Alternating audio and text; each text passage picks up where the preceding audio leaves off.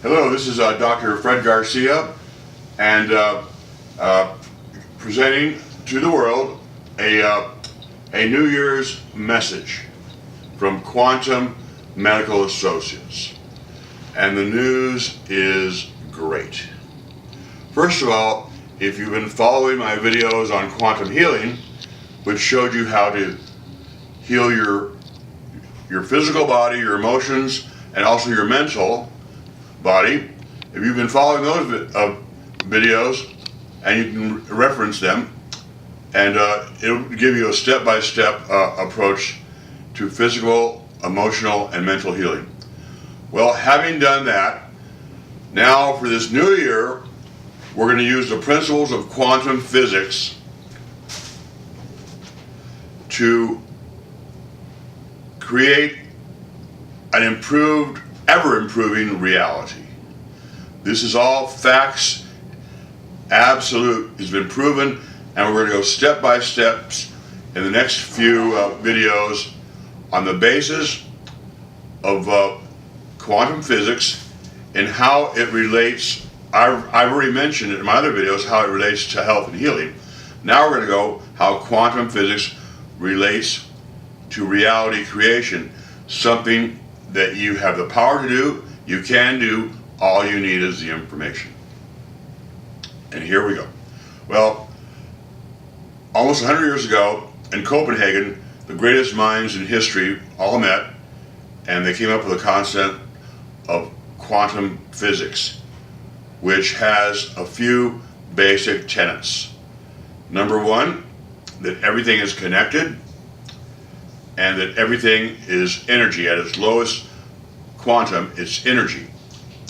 And this has all been proven by Niels Bohr and his Standard Model, Einstein relativity, Schrodinger and his wave theory, and also Heisenberg with his uncertainty principle. And in previous lectures, I confused the uncertainty principle with chaos theory. Uncertainty principle, Heisenberg is what I meant. Chaos theory is another concept. Anyway, getting back to the Copenhagen group, what they came to realize, and has been proven in many, many experiments, is that our perception, our thought, is a co-creator of reality starting at the subatomic level. I'm going to try to be as simple as possible in my explanation, but you can take any one of the things I talk about, and especially the different authors of the journals and papers that I talk about, and get the nuts and bolts, maths and physics if you want it. This is a watered down version meant for the people of planet Earth. Okay, the smallest quantum of energy, and that's why it's called quantum, is a wave and also a particle. It's combined. Electrons and photons are waves and particles. And that goes right back to Chinese medicine, where you have the mother yin and the father yang, to the duality. In certain areas of the basis of nature, you have the duality. Also, you see that in computers. The binary system, that's throughout nature. Anyway, you see all this keep repeating it, and I call it, we live in a quantum hologram, and my explanation of that is on my website with my equation. But getting back to the nature of quantum physics, the wave-particle duality, well, when we perceive, then they call it collapsing the wave. The energy portion, which is the wave, see, a wave is not a thing, it's a process. When you perceive, it stops the process, and thereby you get the particular nature, which is where everybody lives. We're always thinking, so we're collapsing the wave. So now, when you're not collapsing the wave, you're in what I consider an altered state of consciousness. Altered, because most people live in the beta stage. But the next stage down is the alpha, and the alpha stage is a very, very powerful state of being. And I have all my lectures talk about the alpha state. So, moving on. So, we have the frequency which I've shown to be the ideal frequency and vibration of the universe. And I've showed in my previous lectures how to bring our consciousness to that frequency, thereby being in a vibrational coherence with the universe. And that's got to be healing, and it is. But now we're moving on to the next phase, where we are going to be using this knowledge of quantum physics and the nature of the wave particle basis of matter and reality. So when we perceive, we conceive. So, and I go in all my other lectures, how we have to be stewards of our thoughts. Because again, the brain is a meat computer, runs the body. The mind is a combination of materialistic, but also it is partially quantum. And it's quantum aspects of the mind that allow us to utilize the powers and energy in the quantum field, which has all energy and all matter, and also all information. And that's a whole other lecture, getting into the information that is in the quantum field. And Rupert Sheldrake talks about morphogenic fields. But today we're talking about how we can create our reality, or at least improve upon it. Okay, so if you are in the alpha state, which is not perceiving, and that the alpha state is meditation. So when you're in that state, that is the most powerful state to send intention, which will co-create your reality. So,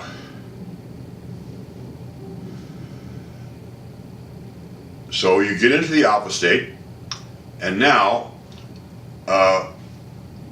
we move. Now we're getting to where spirituality and science are coming very, very close. Okay, so you're in the alpha state, which is meditation, non-thinking reality. Now, in my study of the religions and cultures of the world, there were 4 different societies throughout the world that prayed the same way. Okay, the Tibetan monks, the Sisters of St. Carmel in the Sinai, and then the Hopi Indians, and also Jesus and his unabridged version of the Gospel according to Thomas talks about the same way of praying. And the same way of praying is very simple. You pray as if you've already received what you're praying for. I pray for health so I may heal my patients. Heal me so I may heal my patients. I'm praying and thank you for healing me so I can heal my patients. And so I'm in the present. I'm thanking, and it all makes sense with quantum physics, because the other major tenet of quantum physics is that the past, present, and future are all happening at the same time. So the reason this way of praying works is because when you're thanking the Father for his gift in the present, that means it must have already happened in the past. So you're collapsing the wave in the present and the past and in the future. It's a 3-run homer. When you say, thank you for giving me health, thank you for giving me peace, oh, this is what you want. You want health? Thank you for giving me health, peace, and joy, and the power to heal myself and to help and to heal others. And we all have that power. Quantum physics, why I am so enamored and devoted my whole life to the concept, is because in quantum physics, you're at the source of all being. Anything is possible. So I am so excited. I'm like a little boy in a candy shop, because the information is coming out that's proving that we do have the power to heal ourselves, heal others, and also contribute and maybe change our reality. It really change our reality, and the possibilities are incredible. Well, so one of the things we do is we pray as if we've already received the gift, and then also in the alpha state, a state of non-thinking reality, zero station, then we project our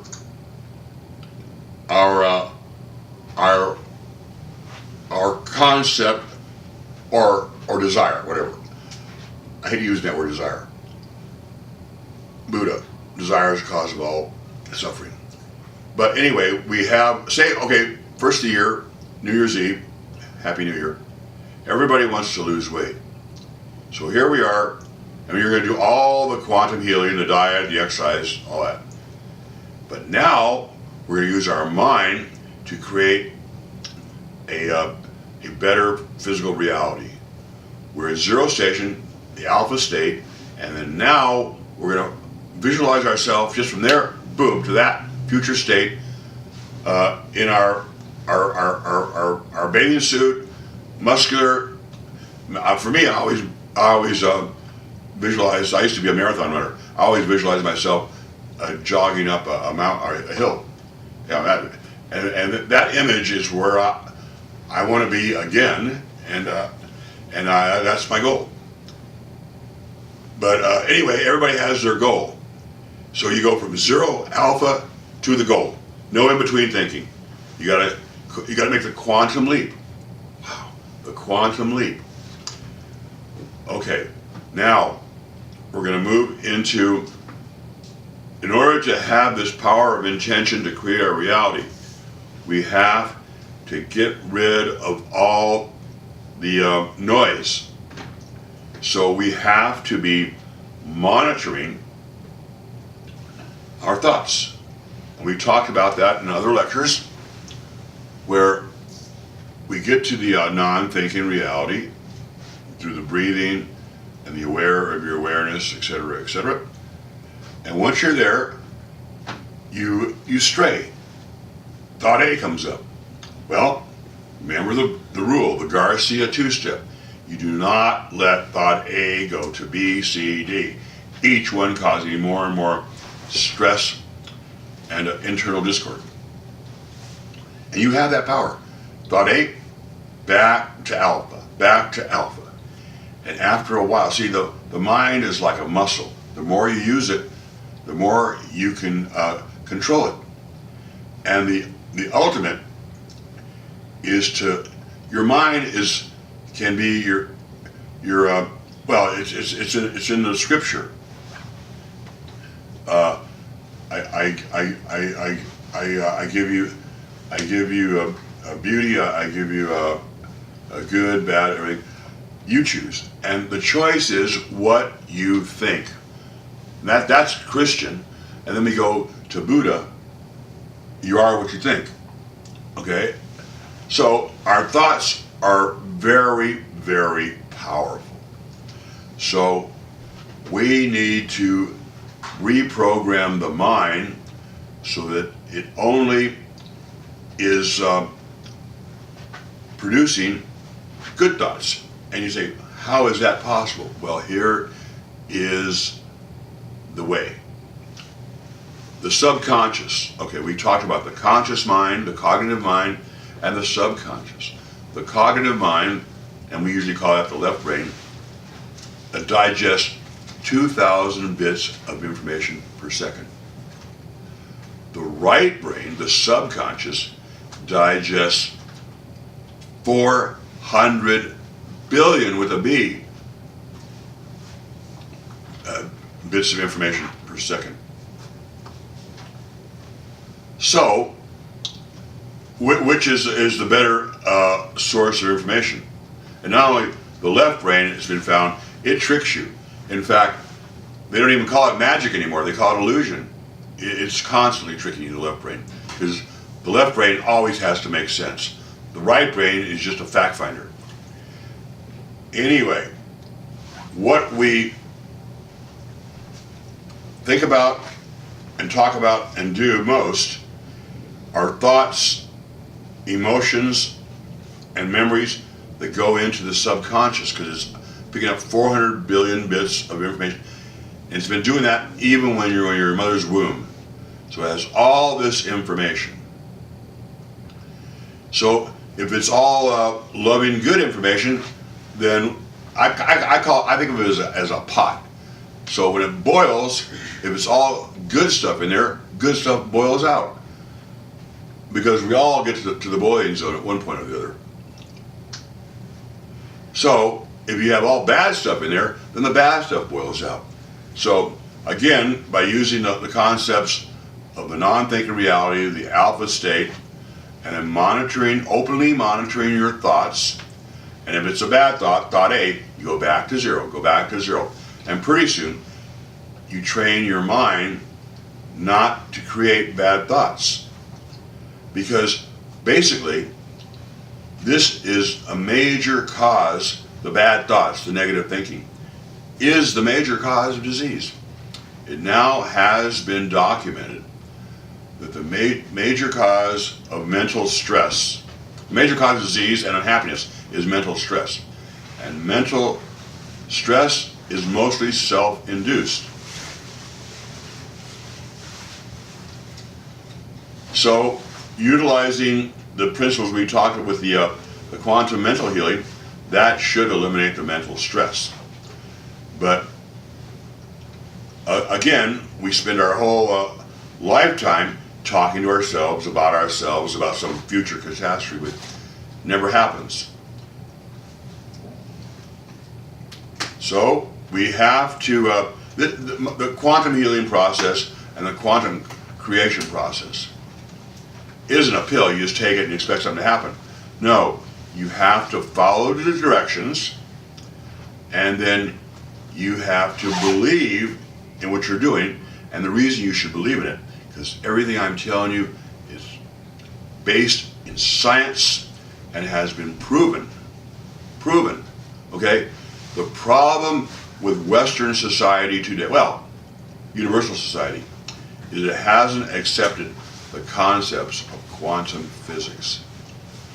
And although it utilizes them in everything, cell phones, wireless, lasers, MRI machine, it's all over. And a lot of these concepts came from the greatest mind of all time, Nikola Tesla. And he was, all his information was stolen by you know who when he died.